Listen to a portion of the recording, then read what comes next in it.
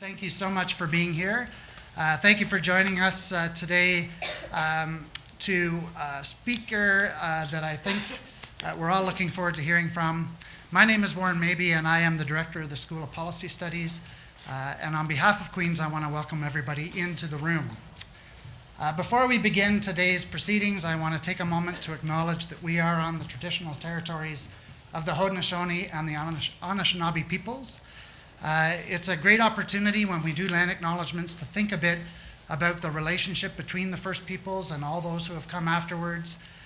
We've had lots of ups and downs in our relationship over many years, but I like to focus on the many positive things that have come out of the relationship and the many positive things that we'll be able to do together going forward.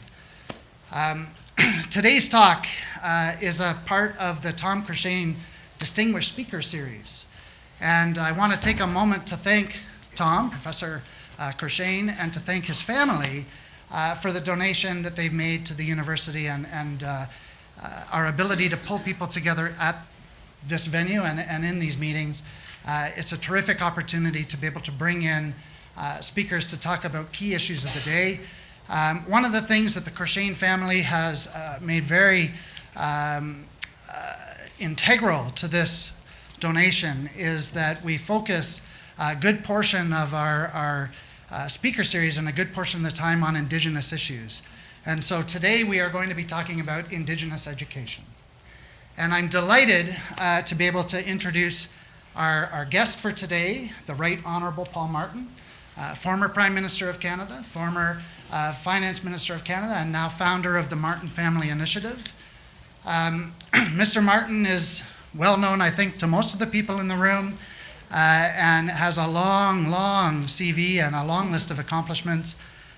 When I think of Mr. Martin and I think of his tenure, I often think of the Kelowna Accord and the work that he has done with Indigenous peoples throughout his public career. And I like to look at these things that are happening now through the Martin Family Initiative. And this is a terrific opportunity for us to hear a little bit about those initiatives and where we're going.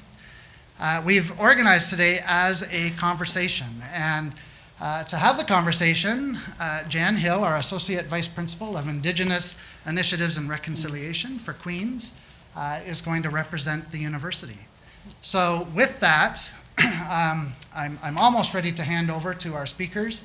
I will say that we will be taking questions through Slido. For those of you that are familiar with that particular platform, the Slido instructions were up previously. We'll also take questions from the floor, so we'll spend about an hour in conversation, and then we will go into questions. And I just remind people that we're trying to talk about Indigenous education and not the many other things that Mr. Martin could address. So Indigenous education is the note for today.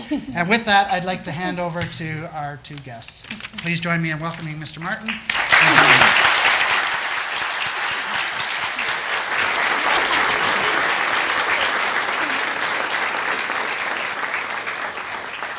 Thank you very much, Warren, for the wonderful introduction today. And I'll extend my personal welcomes to you, Mr. Martin. We're so very honored to have you here, and I'm looking forward to this conversation that we're going to have today. Of course, the issue of Indigenous education is near and dear to my heart. As I said to you, it's been the field I've chosen to work in for longer than I'm going to say today. So we're all aware of the many accomplishments that you have had in your lifetime, and now looking to the development of the initiatives from the Martin Family Initiative, especially around Indigenous education. So your interests in and support of Indigenous causes has been apparent to all of us during your tenure, both as Minister of Finance and as Prime Minister of this country. With one of the best examples, as Warren mentioned, being the Kelowna Accord. So you must share the disappointment of many of us that it wasn't fully enacted due to a change in government. Given that, could you please maybe expand a little bit on what led you to focus over the past decade on this work in your public life? Well, let me just before I start, let me just simply say what it's wonderful being here at Queen's. I didn't go to Queen's, so forgive me. And what really a real pleasure to be here as part of the Professor Courchene's series. I mean, he is a famous name. I really feel somewhat inadequate being here at something named after Professor. But you don't have to agree with me so much quickly. But so let me just start with that. Your question was, what about Kelowna? About what led to your focus? Since then. Well, the fact is, I guess it's two things. I have always been interested in this, in the issue. I am from Windsor, Ontario, and those of you who know Windsor, Ontario, we speak of Windsor, London, Paris, and but the fact is that as a kid growing up, I never met any Indigenous people, and then I got a job working as a sailor, a seaman on the tug barges working in the Mackenzie River, which is the main artery of transportation in the Northwest Territories. Everybody I worked with was either First Nations, Inuit, or Métis, and so it goes back to my teenage years. We used to, on these barges, we would spend a lot of time. These are all young men living together 24/7. Those of you who know young men at that age know that conversations are not exactly the most interesting or exciting things that any other person would want to listen to. But I did learn a great deal. But I never fully understood it. But there was a melancholy of it, and there was a lack of hope that so many of my friends back in Windsor had, despite the fact that they were nowhere near as hardworking nor as intelligent as some of the guys. It was only many years later that I learned about the residential schools. All of these people had gone to residential schools, and that obviously had an effect on me. The reason that I picked this up when I left government was, well, first of all, I lost the election. But the reason that I picked it up when I left government is that which drove me to do the Kelowna Accord was a recognition that there was a huge moral issue here. I mean, no country can walk away from its values, number one. And no country that does not stand by its values, or any country that whose values are in the wrong direction, is a country that will suffer. And the fact is that our history in terms of the Indigenous people is not one that any of us can be proud of. We understand that, and the time has long come to deal with it. That was the reason that I brought in the Kelowna Accord, and the fact that just because I lost an election did not mean that I was going to go away from those values. And I also believe, by the way, that not only was the Kelowna Accord something that was missed, the government carried on with the apology that we had built into it, but they didn't do what the Kelowna Accord laid out. But the Kelowna Accord itself was a unique venture.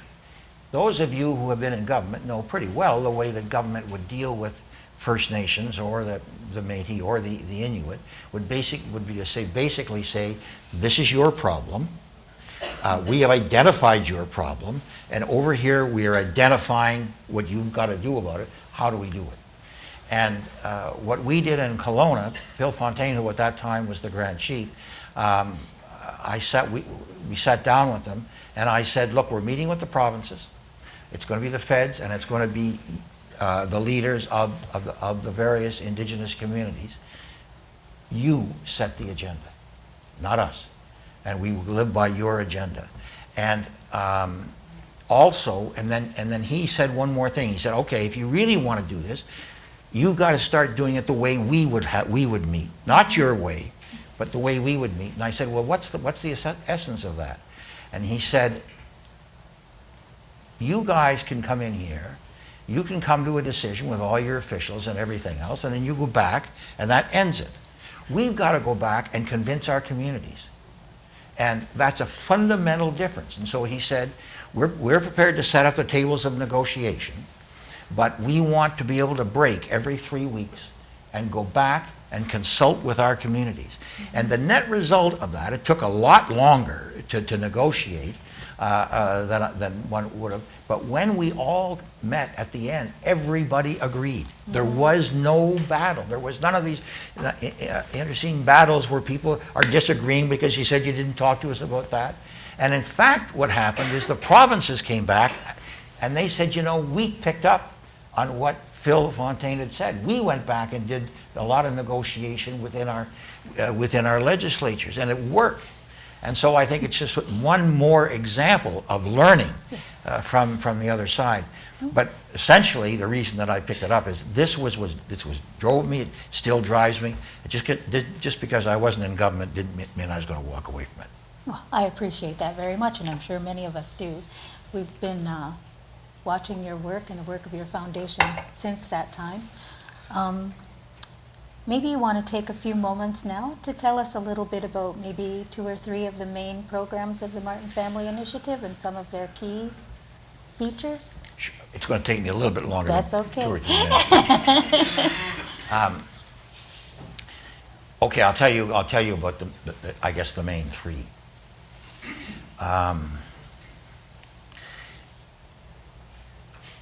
The fact of it is that at the time that we started our work,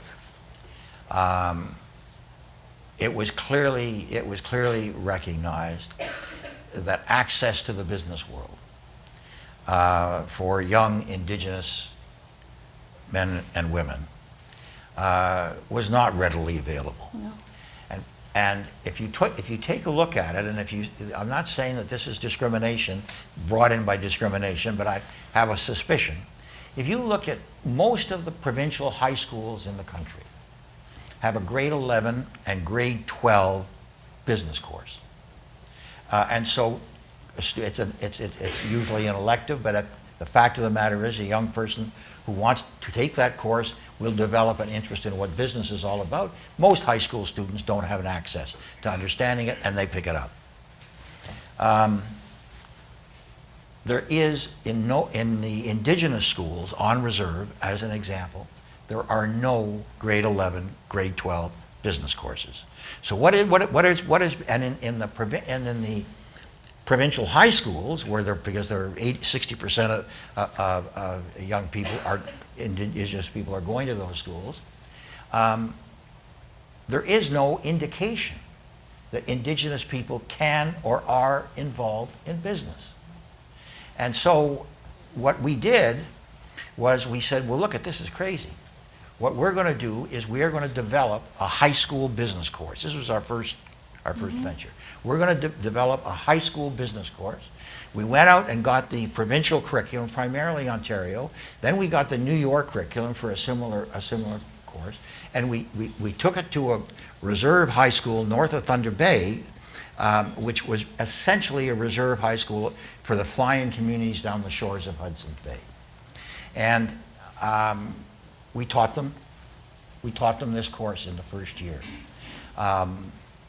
And it was a tremendous success. And so we suddenly said, we are really onto something.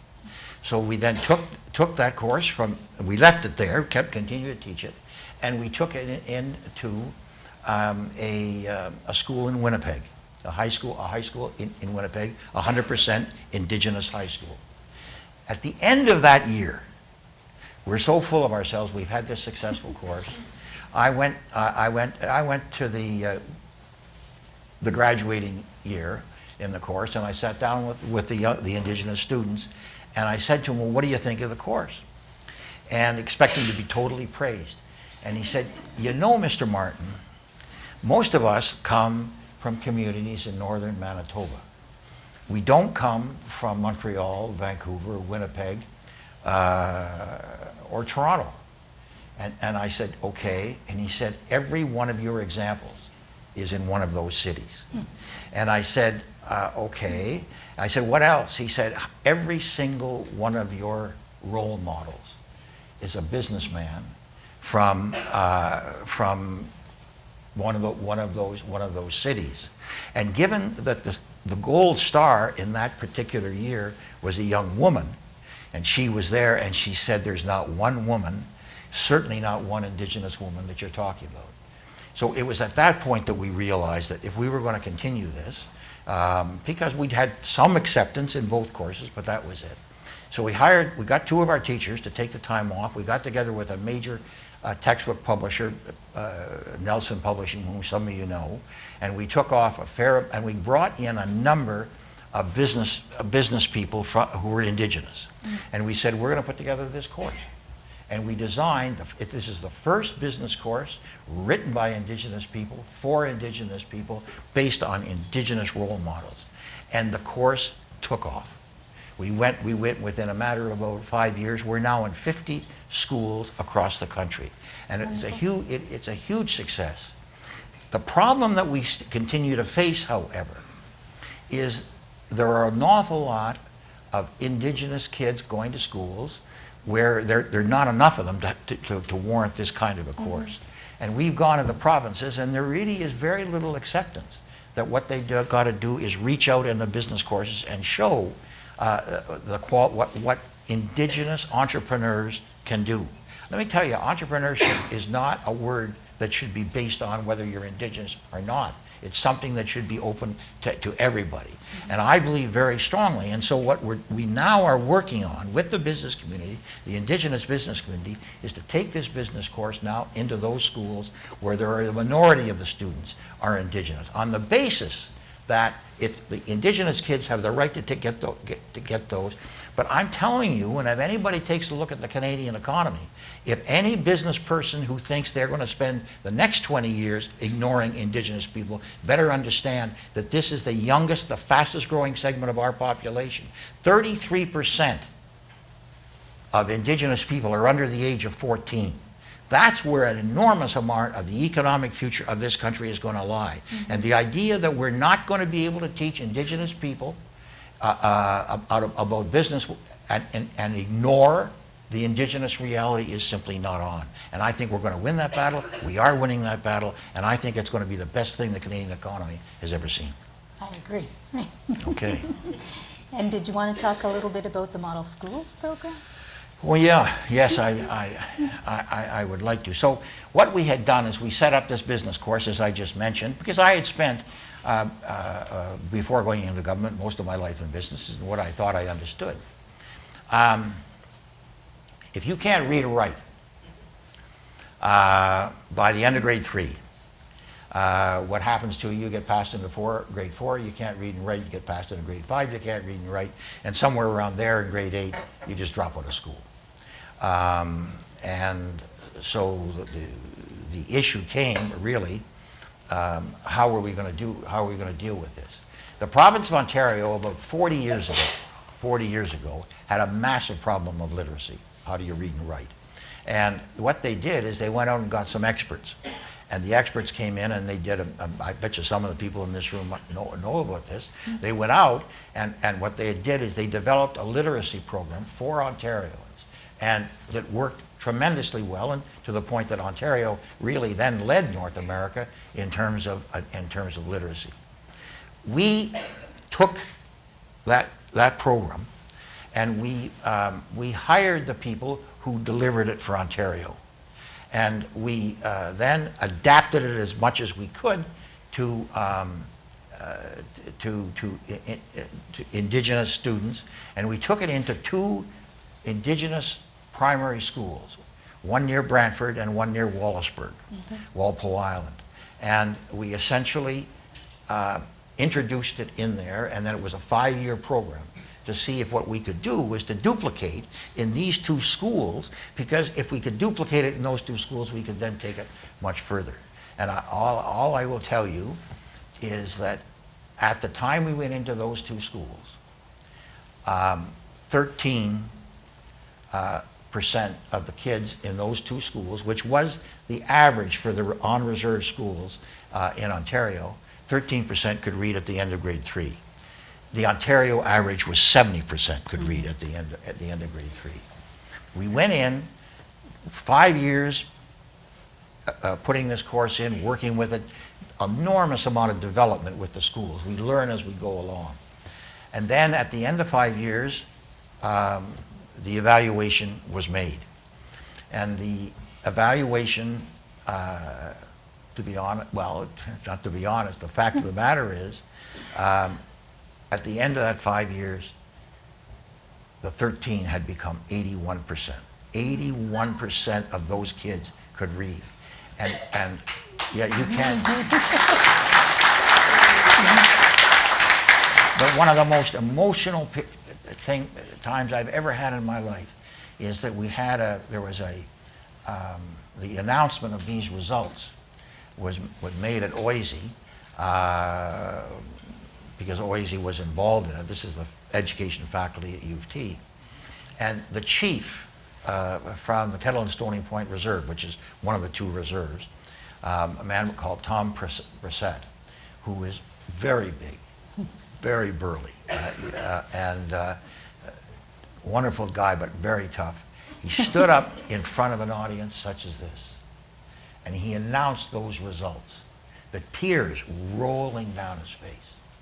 And then he said at the end, he said, "You didn't think we could do this, but give us the tools and we'll take anybody on."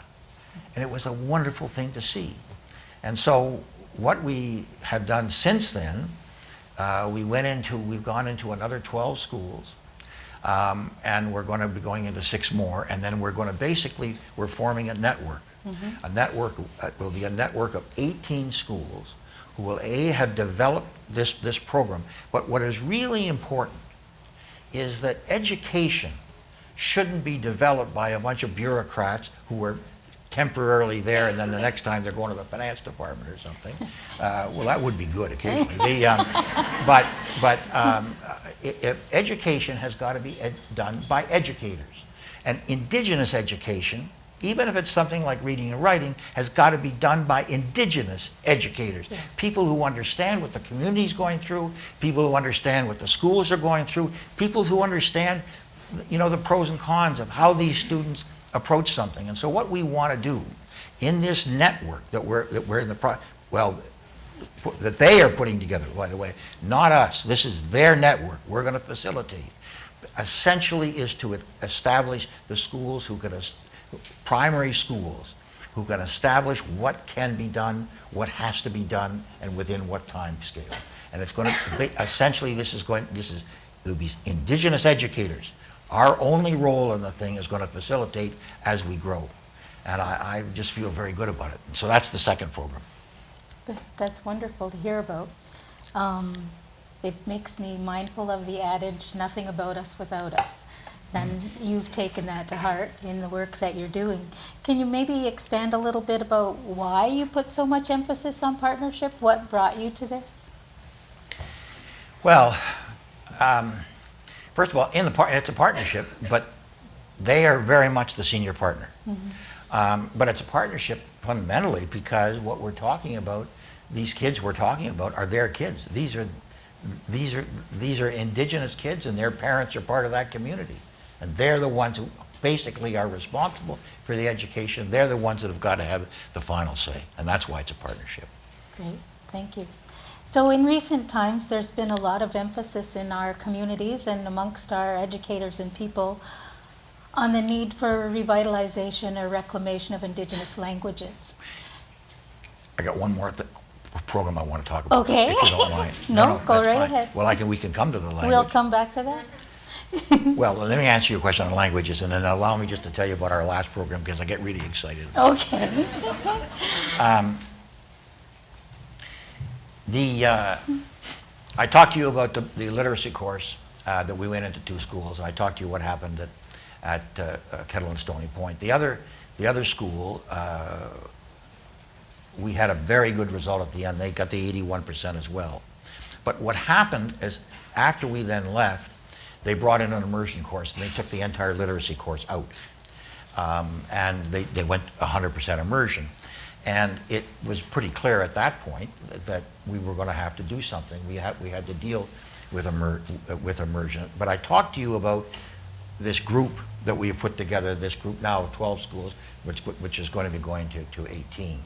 And so what we did is we essentially met with the schools and said, okay, what do we do here? And it was very clear that, you know, some of the schools had a number of people who could speak the language. A lot of other schools had no one who could speak the language.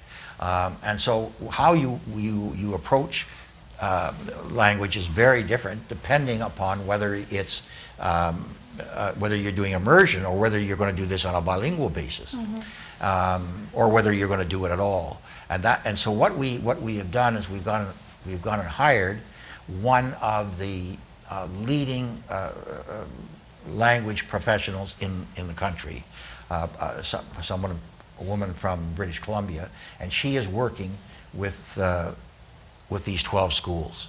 And essentially, it's going to be very clear. If you've got language speakers and that there is a community capacity to deal with it, they will probably start with the language for the first 3 years, and then they will go into English. And we will be able to do literacy both in English, but we will also, the same principles to teach you read and write in English, or the same ones we are taken from French, and they will also work in Cree or whatever language that you want. And so it's going to be, but those schools are going to decide whether they want to take the literacy course right away into where the native speakers are doing or not. So it's going to depend on whether, or some communities will not want it at all. So it's going to depend, but we're in the process of developing essentially those dual programs, whether you go fully immersion or whether you go bilingual.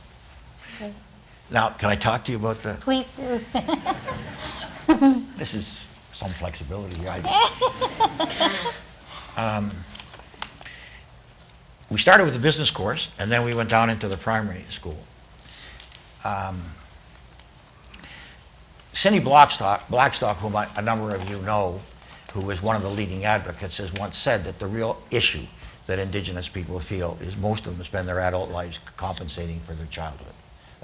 That's her quote.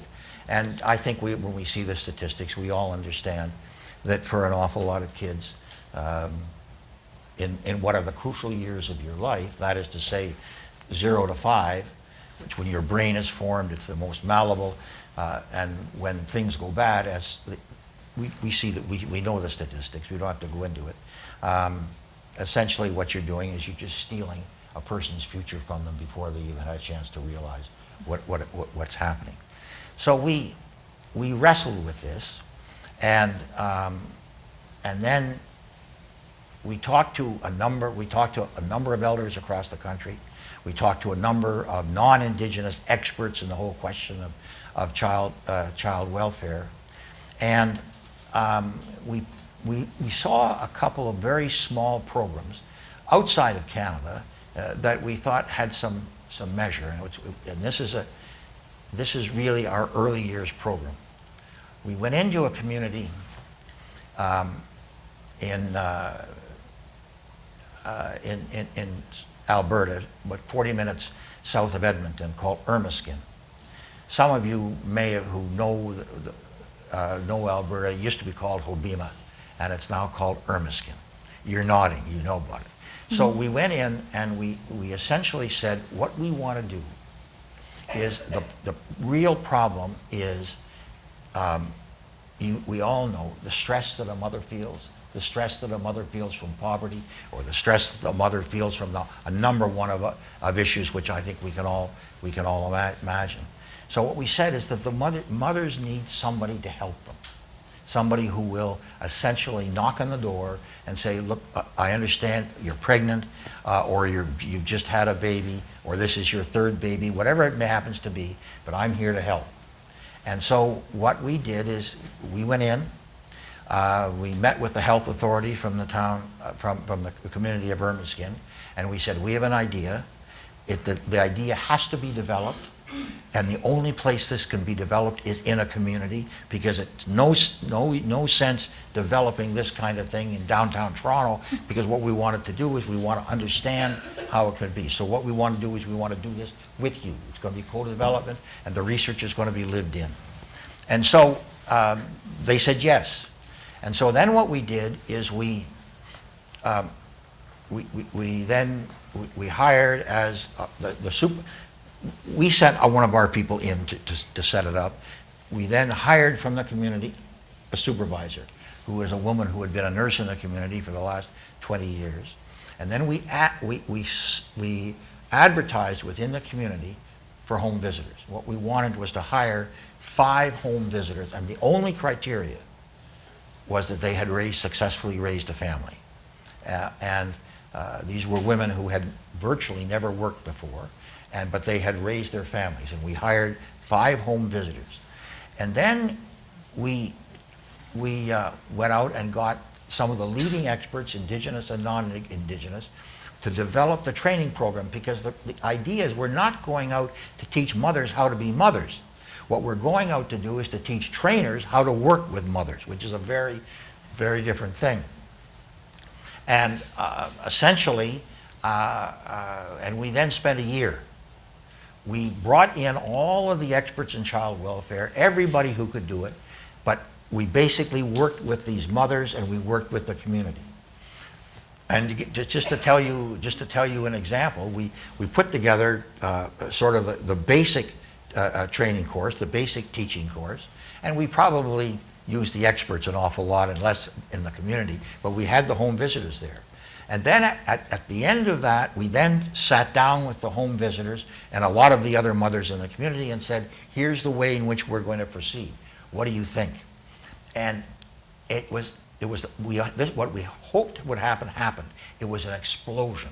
They said, you don't know what you're talking about, sit down with us and we're going to show you. And they took our program and from top to bottom, they totally remodeled it, but it contained all of the essence that the experts had told us. And we went back and we went to the experts and we said, what do you think? And they said, it's the best thing we've ever seen. And so we then introduced that into this community of Ermiskin with 5 home visitors, and it's now on its way. And the program is working.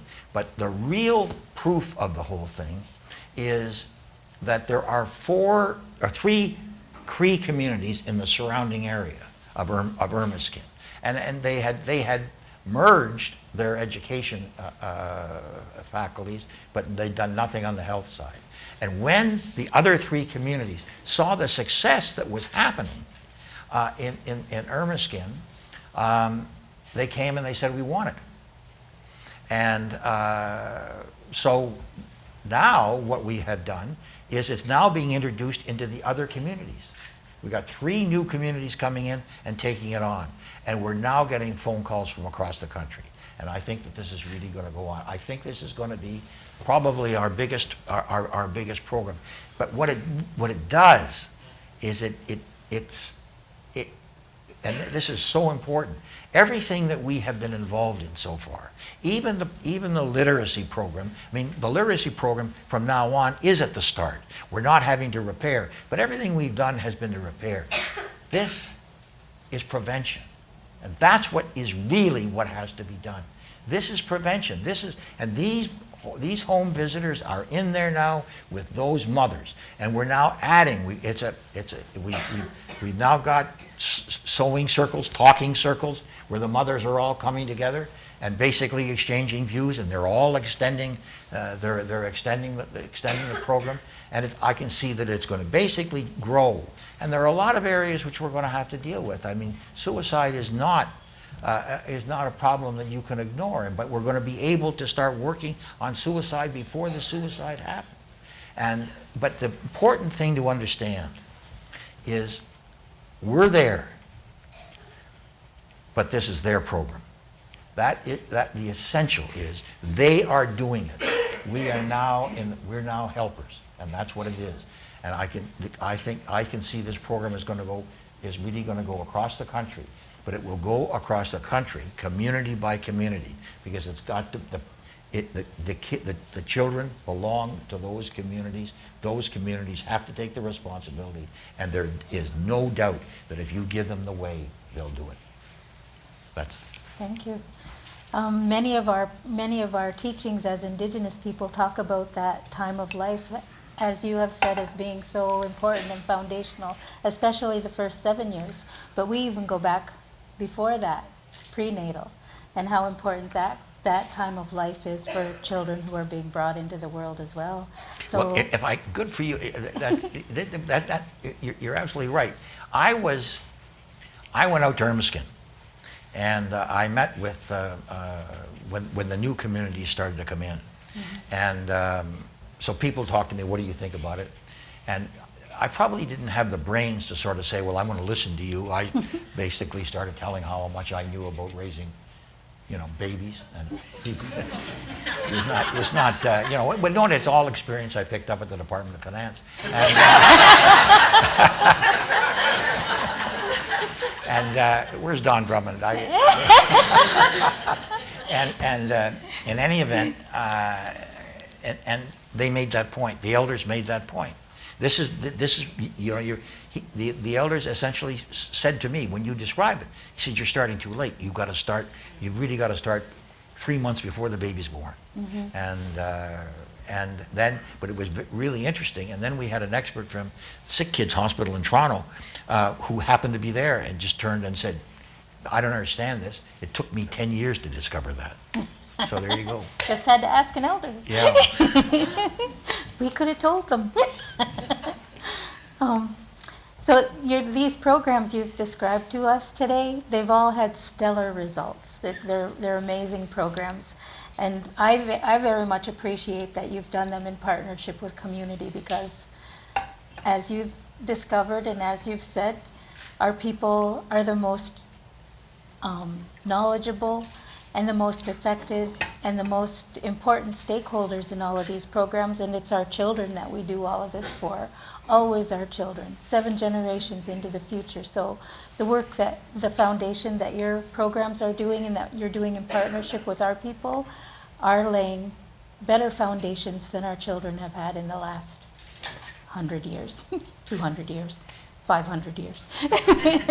So I'm appreciative of that. So do you think that there's scope for a much broader expansion of the programs, or at least alternative programs, to draw on the elements of success that you've identified in the work that you're doing right now? Yeah, I think there is. Each of the programs that I have described to you, the business program, I guess, might have been one where we sort of, I had something to do with thinking about it, but the other programs really came from conversations with Indigenous leaders, and so that it isn't that we didn't go to spend 5 years saying what the heck should we do. We basically talked to communities and said, what are the kinds of problems that we should be addressing, and what do you think? And then all of a sudden this did, and then we did enormous amount of research for probably a year or two as to how we could go, and then we would take it into the communities. So I think there are going to be, if you look at the problems that exist out there, where communities where you get these rash of suicides as an example, or the fact that we are still not graduating enough kids, enough students out of the high schools to go to university, and they're also the whole economic thrust. How do you bring business into some of these communities, especially the far northern communities, and what do you do? There's a lot of work to be done. There's a lot of work to be done, but what really is the essence is it's got to be owned by the First Nations, and people like ourselves are there to help, and it works. That's great to know. So, as we've all come to understand, education really is a cradle to a grave issue.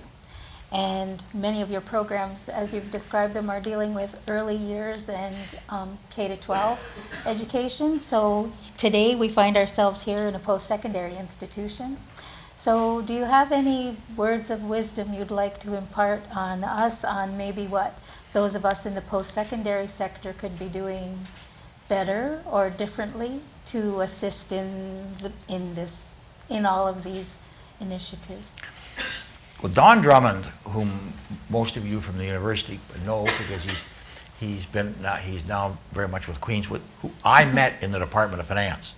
I will just tell you right now, Don Drummond is really one of the outstanding public servants this country's had, and we met in the Department of Finance. I learned an enormous amount from him there, and he told me you were going to ask the question.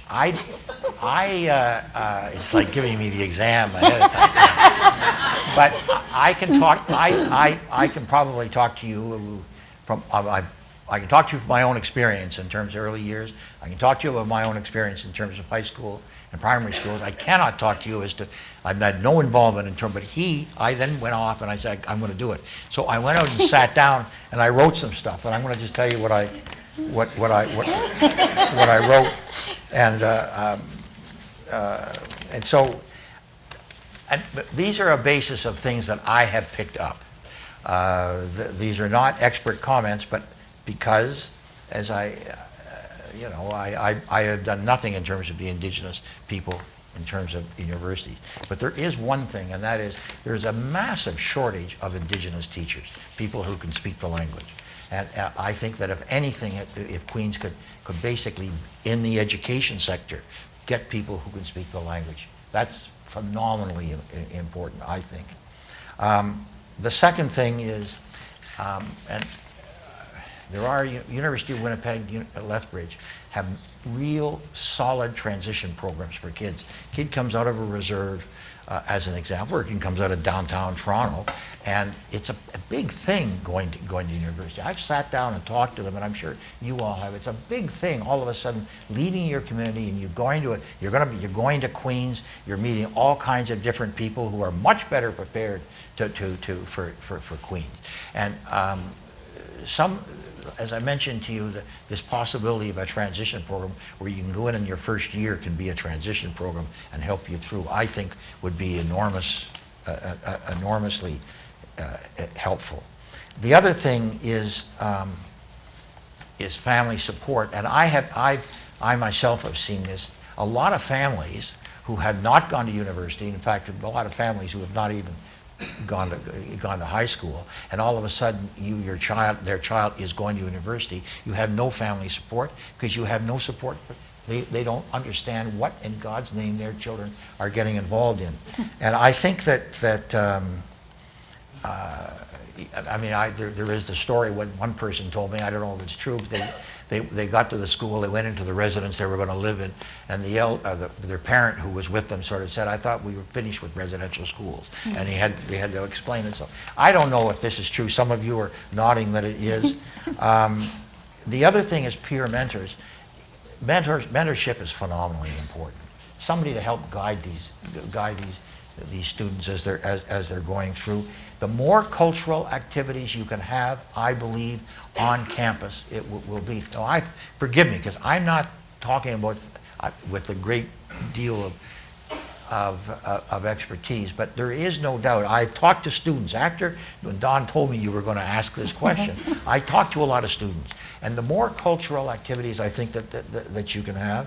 The one thing you have, which is really wonderful, is you have an elder in residence. You've got more than one. In fact, you told me, and I think that's a real step forward. The other thing is a lot of these students coming out of the reserve communities, not the ones coming out of downtown, but the ones coming out of the reserve committees, there are a lot of different holidays, and there are a lot of different events going on at home, and these kids have to be able to go home. They have to get. You can't just ask them to come here and forget about the fact that they've got family. And that I think that the more you can do about that. And then the last point that I would make, and I'm going to almost ask the audience if somebody could reply to this. It's not easy to get into Queens. I mean, you've got very hard. You've got to achieve a certain level of average marks. You've got to do this, and I would ask the question. This is somebody who didn't go to Queens, couldn't get into Queens. But the fact is, do you think? I'm asking you a question now. Okay. Do you think that the grade requirements that you have to get into Queens, and which can be met by people who come from Kingston, come from Toronto, come from Windsor, wherever you want to have. Do you think that somebody coming out of a very small, on-reserve high school, as an example, do you think that do you think that there shouldn't be a different basic criteria than what happens to the kids who come out of some of those downtown Toronto high schools? I actually do. And we've actually done a lot of work here at Queen's in that regard. There are two averages to get into university at Queen's. One is the competitive average, which is the one that you speak of, which is usually in the high 80s or 90s. But Yeah. the Senate-approved average to get into Queen's is less than that. I think it's 75 for most undergraduate programs. So we actually have here an Aboriginal admissions policy, which will allow Aboriginal students to apply and to be admitted as long as they meet the Senate recommended and approved average. So we do allow Indigenous students to apply in with the 75% as opposed to the 80-90%. And then we provide supports for them so that because they're coming in with their cohort who may be coming in, as you've said, with much higher averages. So we provide them mentorship, tutoring, support services to help them make sure that they're functioning at the same level as their contemporaries. So you're doing what I suggested. Yes. I'm going to take credit. Could Okay. we do questions? No. So we can start to get into questions if we're sort of segueing that way. And I know I saw at least one hand up. I need a microphone. If I can get Mike to... I did have one question if I could, though. Sure, why don't you throw your question in and we'll start queuing up questions. And I'm okay? sorry because I didn't give you this one ahead of time. But the talk today is about moving forward, and we titled it Indigenous Education and Reconciliation.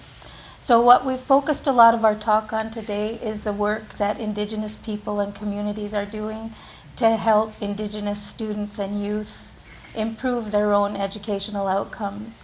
My interest right now at this moment is in the second part of that topic, which is reconciliation. And so it has more to do with educating the general Canadian population as opposed to the Indigenous population, and thereby creating better relationships in how we understand and relate to each other and work together.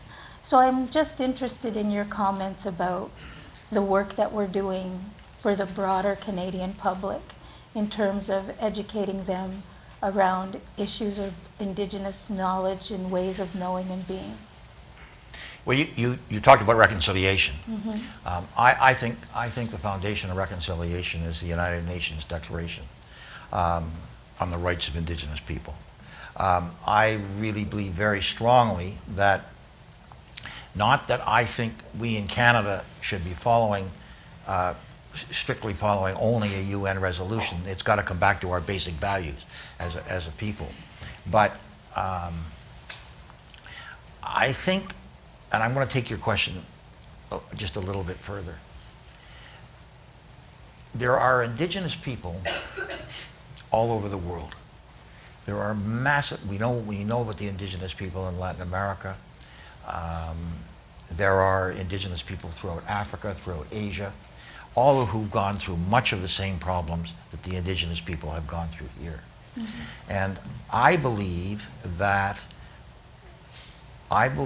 first, that we obviously have our number one responsibility, is to the Indigenous people in Canada.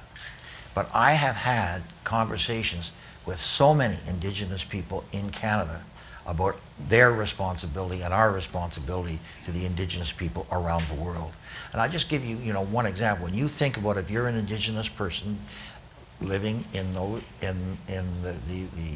rainforest in Brazil, and the government of Brazil is taking you on, you're going to need an awful lot of outside support. And I think that the Indigenous people in Canada are going to insist that we provide it, and I think the Indigenous people are right.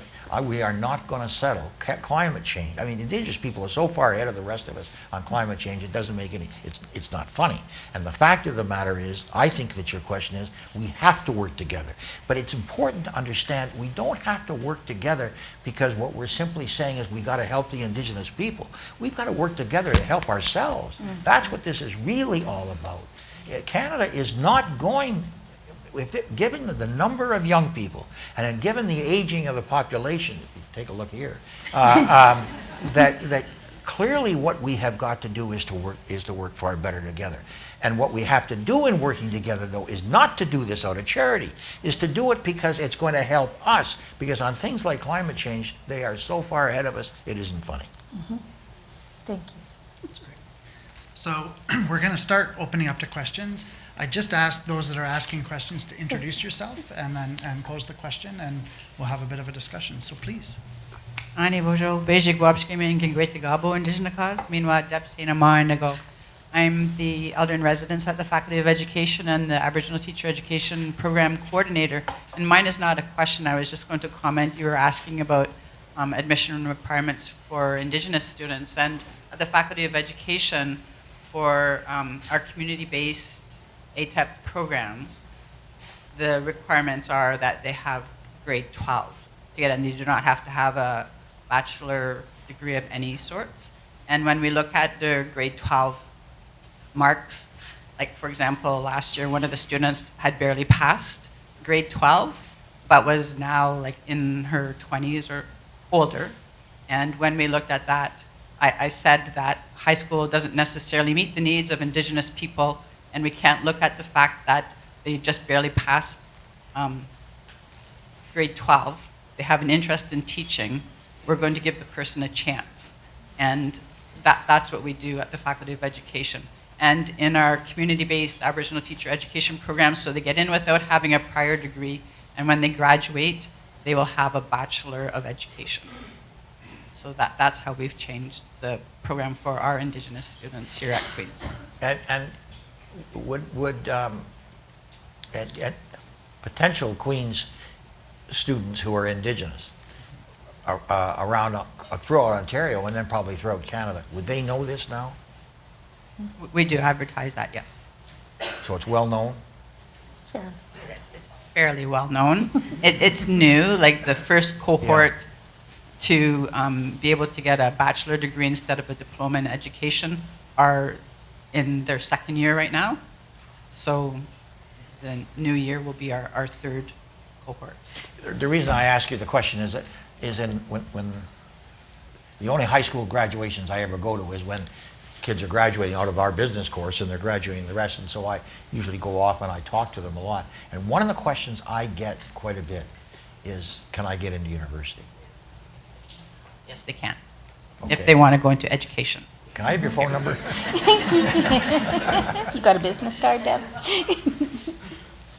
That's great. So I'm going to read a question off of Slido, and then we're going to start walking around. I think I'm going to alternate in between Slido and the room, okay? So if you've got your hands up, hopefully we'll get to as many questions as we can.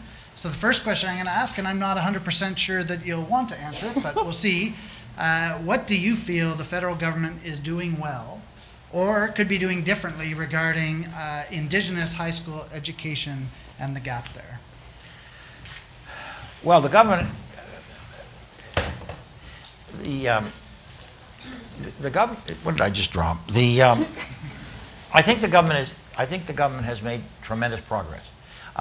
For instance, one of the first questions that I got was on Kelowna, Yes. and when the government took office for the first time, they picked up on all the Kelowna requirements.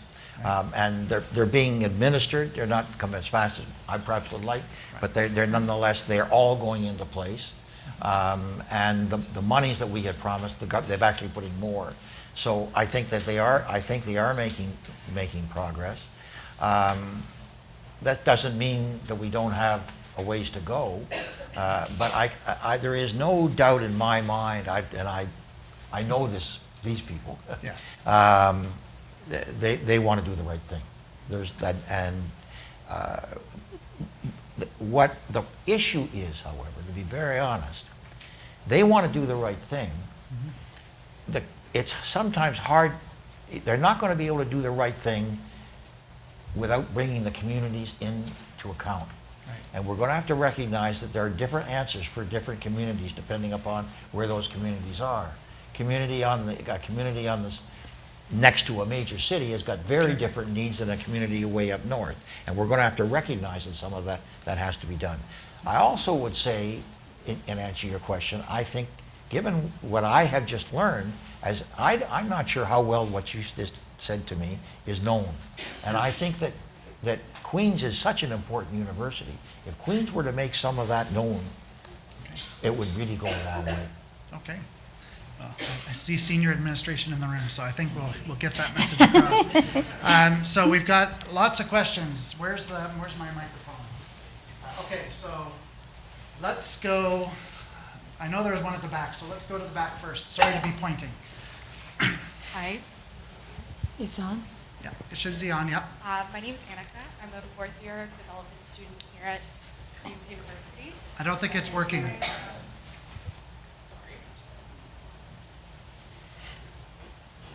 Can we hear me now? Yeah. Yes. Okay, here we go. My name is Annika, and I'm a fourth year student here at Queen's in development studies. And my question is regarding your business program in high school. And I was wondering if you had ever considered opening it up to non-Indigenous students in order to start a conversation regarding reconciliation at a younger age rather than in a post-secondary university or other institution. I think that eventually we could open our program up to non-Indigenous students. I would not want to do it. If you're talking about a class of 10 with maybe 8 Indigenous students and 2 non, yes. The thing would worry me if it was switched, because fundamentally then you don't get the Indigenous discussion. But I do believe that in a lot of those high schools, if they were able to get some kind of an equivalency, and then essentially they would have, but they'd have to have all of the Indigenous aspects to the business course. And if they could do that kind of thing, absolutely. Thank you. I know there's questions over here. Can I see hands so that Lara knows where to pass the mic? Maybe over here, Lara. Hi, my name is Liz, and I'm a Queen's grad of many years ago, and my daughter also graduated from Queen's. And I would like to pay attention to the cutoff percentage for entrance into Queen's. And I read in something, I don't know whether it was the Gazette, and it was printed in such a way that I thought it was about bragging, okay, which I found very offensive. And we know there are brilliant people all over the world who have created horrific scenarios. And so what I would like for Queens to consider is to recognize that emotional intelligence is one of the things that businesses look for. They look for the team player, not the kid that wants to be number one and have the highest marks to get in. And so I do challenge that we've got our Indigenous youth, or your Indigenous youth, that are coming in with an average of 75 and competing with kids who got in and their average cutoff was 91. And that puts them in a horrific disadvantage, just sitting in the classroom, in terms of their confidence as well. So I encourage you to look at emotional intelligence and what have these students coming into the university contributed to their communities as well as their schools. And so that was, thank you for bringing that up. Also, I'd like to say that when you weren't elected, I started to cry. Okay? And you laughed, you didn't get in, so you laughed when you made that comment. I cried. And I cried because I thought you were the hope, okay, that I had for Indigenous youth that I have worked for. And what I would like to say is that a huge thank you for walking your talk, that you did not leave this behind.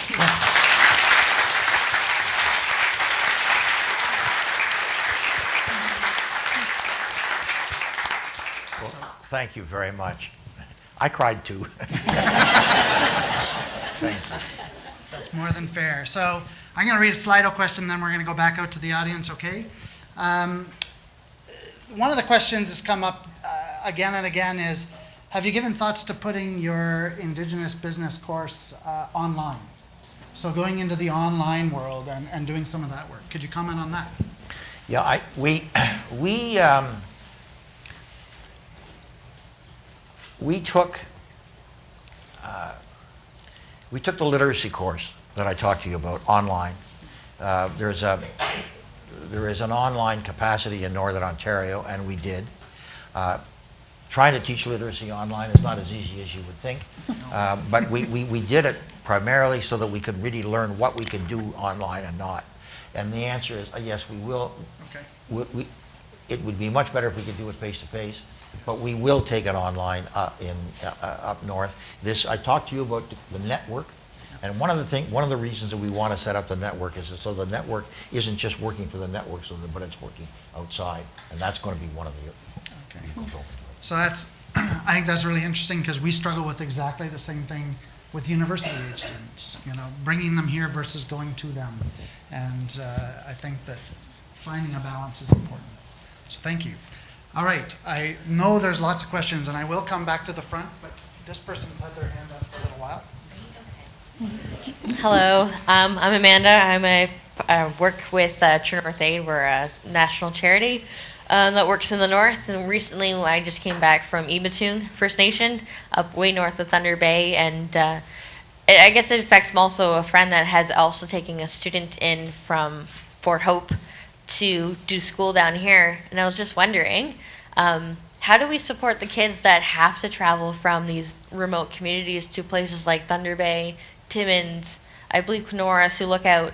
How do we support these kids and help them further their education when they're so far away from their families, or their families literally move towards them, and it's a complete culture shock? So how do we work with that, and how do we work with trauma too? Because so many of these kids have seen things that we can't even imagine seeing, today. So, and also thank you for your service.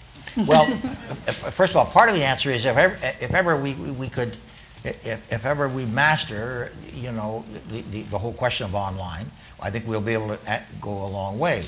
But there is no doubt that that face-to-face has huge advantages. Now, you may know that last year they opened up a residential high school in Thunder Bay Matawa. That's right. And I'm told it's going really well. And probably what I think part of the answer has got to be is to start to open up bigger high schools, but not even have to come as far south as Thunder Bay, but to have the northern high schools up in that. And certainly, if you take a look at the way they operate in the Yukon and the Northwest Territories, they've actually made a lot of progress on this kind of thing. So that may be the answer. Okay. I know there were some questions up at the front, so I'm going to work my way across, and then I'm going to loop to the back, okay? Thank you very much for your talk. It was very encouraging to see bottom up, looking to the bottom instead of top down.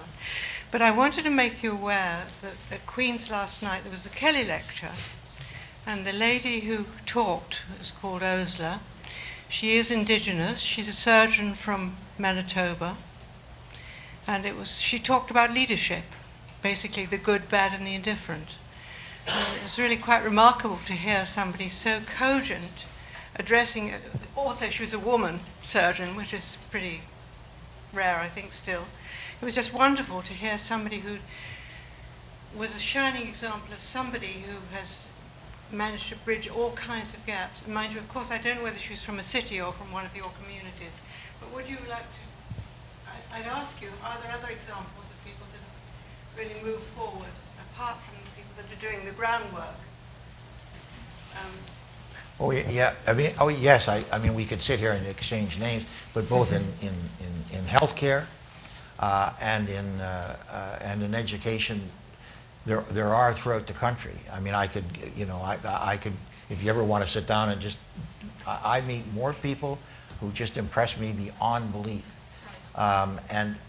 But you know what, the right thing that's happening is this would not have been possible, I don't think, in Canada 10, 15 years ago. But there really is a change of attitude by Canadians. It's getting better and better. And so when the kind of leadership that you talk about comes forward and prove that it can be done, then I think you get huge support. And there are people right across the country. I'm not sure of your question, but if your question is, do I know of Indigenous leaders across the country who are being able to do what you're, yes, the answer is yes. Pretty well all of the outside, we get an awful lot of, our work is co-developed within a community. So that all of the research is lived-in research by the community. But to the extent that we bring in outside people, we're able to bring in most cases, outside experts who are Indigenous. The other point is we had a Nobel Prize winner many years ago here who announced, it's to the point really, he announced, I didn't get a first, but I got a Nobel Prize. And I think that's to address what you're talking about. It's very important that, I mean, some of the Queen's students really challenge your tolerance. I said, you're the cream of the crop, and why are you behaving like this? Sounds like my kids. Sounds like my kids. We had a question on Slido that I think is really interesting. Has there been a lot of focus on math inside the Martin Family Initiative? You've talked a lot about business. How about the math, the economics? Yes, there is, but if you take a look at where we're focusing, obviously in the business course there is an emphasis on math. There's a bit in the literacy course. One of the things that we found in the literacy course was that when, and this has something to do with, I think, the education, but when the literacy numbers came out as strongly as they did, Sure. okay, Yeah. they found that the capacity of the kids to handle numeracy also went up much more. And so that part of it was they could read the math book. But That helps. so yes is the answer to your question. But are we focusing on numeracy? Not at that age, but there is a lot of it in the business course. That's great. Thank you. Ani bushu kurang kwen deshnakas ma kwendoram kara kwendunjiba ardak Algonquin First Nation in Banacos. I'm Canada Research Chair here in Language Revitalization and Decolonizing Education, and I was the coordinator before Deb for ATEP. So I was also really upset when you weren't elected, especially given the subsequent dark years under Harper, and now having a Liberal government that is, as we speak, taking Indigenous kids to court and buying pipelines. I'd love to hear you have just a sit down with Justin Trudeau and give him a lesson on what on what he maybe could do a little differently. But I'm wondering about the content of the business course, because I see a lot of incoherence between Western economics and Indigenous ways of thinking. Things like eternal economic growth. Well, we have that too, and it's called a Wendigo, right? Like having extractive economics and capitalism that are really not in keeping with Indigenous ways of knowing, being, doing, and honoring. So how has the content of that course been developed, or has it been developed, not only to ensure academic and economic success, but also to perpetuate the values that Indigenous people espouse? This is a really powerful question. There's no doubt about it. And if I was still in politics, I'd be sweating. But what we have found, interestingly enough, is that if 5 years ago the indigenous position on climate change is by far the most powerful position on climate change. It is essentially what we've got to do is not simply paint things green. It's got to be green to the core. But what we're seeing is that in some of the areas where we're talking about the extractive industries, there are divisions. And it's perfectly natural that you're going to get divisions between people. I mean, and so what you have the same battles taking place within some of the younger Indigenous people and some of the teachers on terms of the extractive industries. And as you know, on the pipeline out west, there was a massive division, but that's, to be quite honest, that's not a bad thing. That's a good thing that people on these kinds of issues have different different perspectives. The one thing I do know is that those who basically will support the extractive industries, on the other hand, are going to insist that it be done really as environmentally safely as possible. But, Okay. I was going to say that's business. Business is tricky. So we have a question here, then over here. Hello, my name's Emily. I'm a master's student in the School of Policy Studies and Public Administration. So I wasn't in high school all that long ago, to be honest, and I felt like throughout my education, I learned about Indigenous people in a subsection of a textbook. And I grew up in Ottawa and went to a pretty central school, so I was wondering if you had started any conversations about sort of integrating Indigenous history within textbooks and not just having it as a subsection. And your business class kind of inspired this question because I feel like we have to stop talking about Indigenous history as just this little subsection and as one chapter in a textbook. And I think going back to reconciliation, and I would love to hear your thoughts as well, I feel like it needs to be weaved into Canada as a whole and not just one chapter. I was wanting to know either of your thoughts on that. Thank you. Well, your basic question is Indigenous and non-Indigenous schools, students getting along. I'm going to. The fact is that our business course is 100% Indigenous. So in fact, that does not come up. And as was asked earlier, are we going to start? Would we start mixing? We will at some point, but we want to be a little bit further along than we have. But the issue that you raise, students getting along, if you mind, if I can just take 2 minutes to tell a story. It's not the best answer to your question, but it's the best answer that I can provide. There's a school in Winnipeg called Gordon Bell, if any of those you know Winnipeg. And our business course is being taught in Gordon Bell. It's a 100% Indigenous class. But nonetheless, this school has got its large Indigenous students, and the majority are non-Indigenous students. And they had a lot of trouble at the school at one point between the Indigenous students and the non-Indigenous students. There were tensions, people just weren't getting along, there were all kinds of problems. They had a tremendous principal. And so the reason that I know about the problems is that our business course is there, and I've been asked to come and speak, and then they canceled it because they said the tensions are so great we don't think you should come. The next year, about a year and a half later, they called and they said, will you come?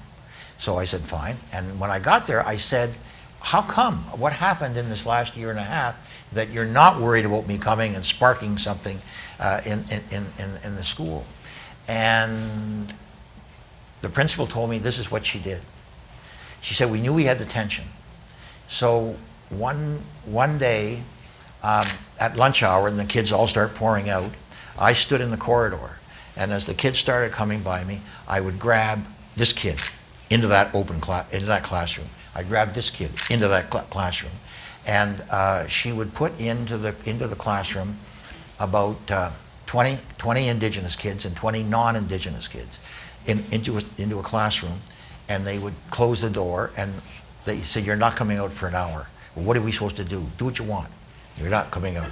So they would be in the classroom. And then the next day they would sit there and they'd pick another group who would come by, 10 and 10, put them into the classroom, don't do anything. Until what happened was that they suddenly found out after doing this for about a month, that the kids started walking down wanting to get pushed into the classroom to do nothing. Well, what happens is, think about this. What do you do if you're in a class with another 19 people? Nobody is going to do anything to you. You talk to each other. That's the only thing that's left. And the school, in a year, she changed the whole thing. It was the most wonderful example I ever saw. And that what they did is they talked to each other. So I got some of those kids alone, and I started talking to them. I said, "What did you do in there?" And they said, "We just found out who the heck we were." And so I just tell you the story. Thanks. I'm going to go over here for a question. We'll talk later. Mr. Martin, congratulations on developing an educational system for the Indigenous students. I have two questions. One is your thoughts and comments on gender in this educational system. What is the challenge of females in this whole system and becoming successful? The second part of this question is the graduates from this educational system. How successful are they in obtaining jobs, becoming leaders in business, industry, healthcare system, and teachers? What was the first part of your question? Gender.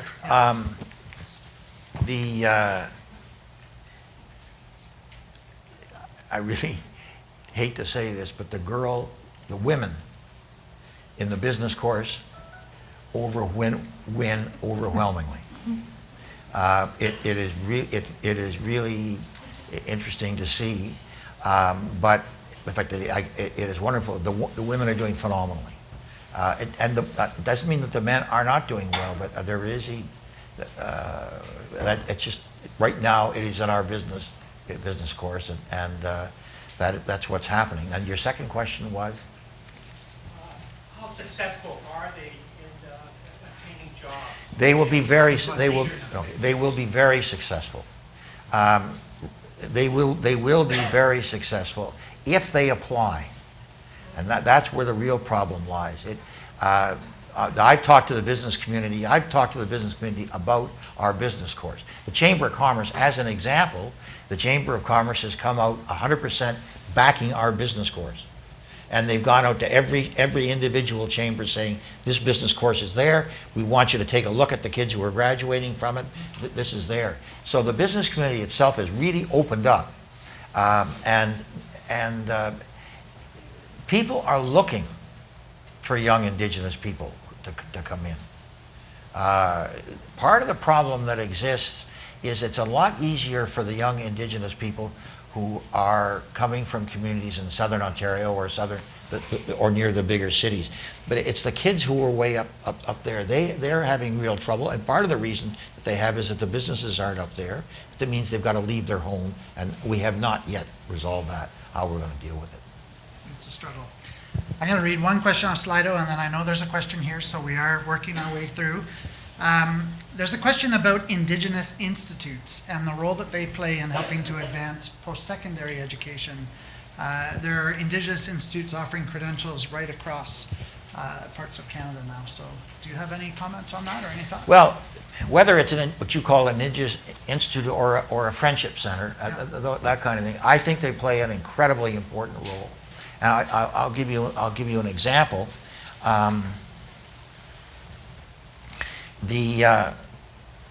What happened after our business courses were well established? We were approached by a number of communities, and they said, "Look, our biggest problem are the kids who are dropping out of school. What in God's name are you going to? How can you help us with the kids who don't get their high school degree, who drop out and are there?" And they said, "Can you develop some kind of an alternative?" And so we did. We call it our 60-hour course. This is not a high school credit course. We took our business course, and then we narrowed it down. It's not a 2-year course. It's a 1-year course. And so if you've gone in for a trade, or if you want to open up a store and you want to know how to be in business, this course is there for you. There are no credits for it. It's strictly you go and you learn. You learn from it. And then the question comes, who's going to deliver it? And the delivery are the friendship centers. They're the people that are open. They're prepared to take it on, and they're prepared to deliver it. Okay, that's great. I have a question right here. I'm Susan, also Queen's grad. My question's about the role that the various provincial departments of education, ministries of education, are playing in helping your program to get into ever more schools within a given province and into perhaps new provinces where you aren't yet working. How you would describe their current support, if you will, and what you would like to see and hope to see in the coming years? Well, it varies, province to province. The business course, I'll tell you, and we're not trying to be political here, but Kathleen Wynne was the Minister of Education, and she was the Minister of Aboriginal Affairs in Ontario. And I knew Kathleen Wynne very well. I went to her when we set up the business course, because what I needed was we had a model, but I needed a judgment from Ontario that this was a model that in fact would work and could get a high school credit. And what happened is she was the one that in fact told me about the Ontario course that had done the whole literacy thing. And we hired the people that actually introduced, and that was because she opened the doors. So in Ontario, we've done very well. All of the other provinces that we have gone to have been very helpful. I mean, not quite as much as happened in the case of Ontario on this one, but as you know, what we're looking for there is help with the provinces in provincial schools, but when you get, of course, to the on-reserve high schools, then that's all the feds. But I would say that the cooperation from the provinces has been very good. The only thing is on class size. What we really need, and this is the kind of break you need in a reserve school. I mean, there are if you don't have a certain number of students, you can't offer the course. We're not going to get 20 kids in a northern community to take a business course. And so what we really got to do is to get the feds to basically say, okay. And what happens is, though, the feds normally look to the province for accreditation. There's a quick follow-up on Slido which asks about the territories. You've talked about provinces. Are you working with territories as well?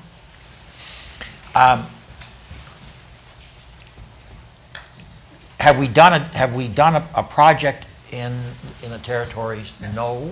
But if we have this, if we ever did this again in a year, the answer will be yes. On the early years program that I described, which is the one where we're dealing with mothers and babies, we have been approached by the Inuit, and I think that probably one of the next places that we're going to go will be in the we'll probably be in the north. All in the Northwest Territories and the Yukon all have approached us. Yeah. And we didn't approach them; they approached us. So the meetings are going to be held within the next month. Okay, I know there are lots of questions in the room. I have two more to go, and then I think we're going to be at the end. So I have one over here, and then I have one over here to finish this up. You guys pick. Fight it out. Mine's quick. Mine's a really quick one. We can both fit in, I think. I'm Charlene Monaco. I'm in a PhD program, Geography and Planning. And my question is with regards to education and your role as Minister of Finance. I was wondering whether, and to answer Jan's question, or to put a thought out there, with regards to encouraging adults to educate themselves with regards to reconciliation, whether a tax credit for reconciliation, not just for postgraduate studies or post-secondary studies, might be feasible. Last year I attended a course in the Faculty of Education for adults, continuing education. It was First Nations Inuit Métis. It was a 6-week short course program to educate us, and I never studied that in high school, and so it was a very informative course. Is it possible for the government to implement an Aboriginal reconciliation tax credit, do you think? Okay, so but I just want to make sure I understand it. I have a problem. I mentioned that Don Drummond, I don't know if he's here, but he's somewhere in this bunch. Don Drummond was a very, very senior person in the Department of Finance when I was there. And every time I said I had a great idea, but going to be kind to people, he said no. So I'm a little, no, that's not true, but I'm a little worried. if what you're saying is that, but do you think that a tax credit, because people have learned about the Indigenous people, is that what you're? Get them to learn, because a lot of Canadians haven't learned. They don't know about residential schools, the reality of residential schools, the reality of the treaties and what it did to the Indigenous population in Canada. What would you value that tax credit? What would be, to encourage people to study? At what value? I'd say, well, that's for the government to decide, but between maybe, my course, Deb can talk about our course that Deb was involved with. I think it was $350 So was the cost. I think we might be getting deep into weeds on this, and maybe a little bit too specific for an off-the-cuff answer. So what I want to do is I'll hand over for the last question of our session, and Keith, I'm going to let you go. We'll talk. I'm not sure. My name is Keith Banding. I'm a retired faculty member here in the school. I'm struck, Mr. Martin, by the contrast between what we've been discussing here and the kind of debates that happen about these issues in our national political life, where here the debate is about curriculum, about building initiatives to build an educational and social structure that will facilitate advancement. The debate nationally is all about money. It's about equality of expenditures.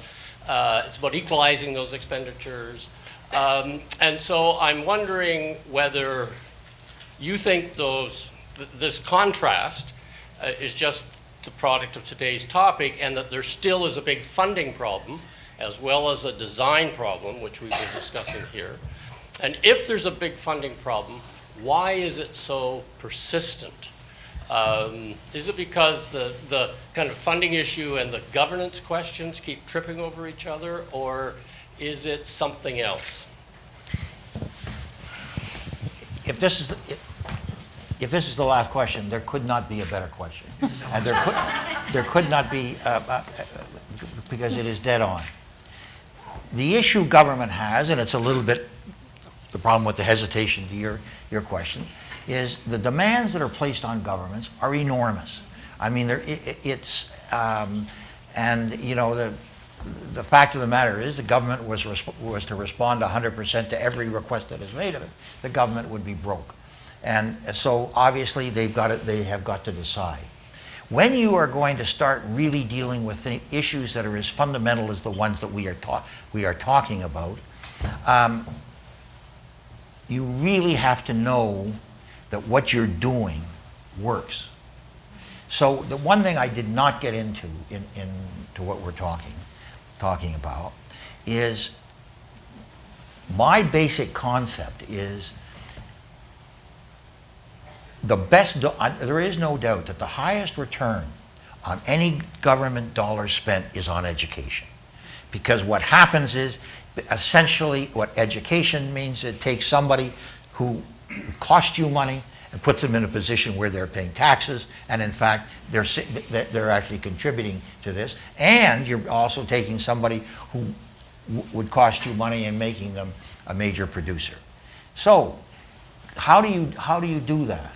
The problem that government has in so many of these things is if all I do is give the same, if I just put the money out there, give double the amount of money, does that mean I'm going to have double the number of students? Does that mean I'm going to have double the number of students who are going to graduate? The answer is no. What has to happen, and the way governments have to innovate in the monies that they're putting. But I can tell you something that's very difficult for a government to do, which is to innovate. And that is, I'm going to go experiment. That's a great idea. I'm going to go experiment. I'm going to do this. And guess what? I'm going to make 20 mistakes along the way. And I'm dealing in a government. Government has all kinds of rigid rules. So if I got a mistake, I'm not going to be able to fix the mistake. And by the way, if this thing blows up and the Auditor General comes down on me, it's headlines the next day. Well, I want to tell you, most governments aren't going to basically take a chance on that. What we do is essentially, and in each of the things that I have talked about, all right, we as a private foundation go out and pay for it. All right? So we go out, we pay for it, we make the mistakes. Nobody's going to blame it. It's going to make a headline if anybody's going to know, because I won't tell anybody. And so we, as a private foundation, we go out, develop the program, make the mistakes, and understand something. The making the mistakes is part of the research. If you're not making mistakes, then you're not trying to do something. So you know that you're going to make a mistake, but we do it then jointly with the community, not ourselves. We call the community and said, we blow on this, you come in, you help it, you find the answer to this, so that we know that it's going to work in the community. All of our research is done within the community, done by the First Nations or the Inuit or the Métis. So we developed the early years program, we developed the literacy course and the business course. Now, once you've proven it,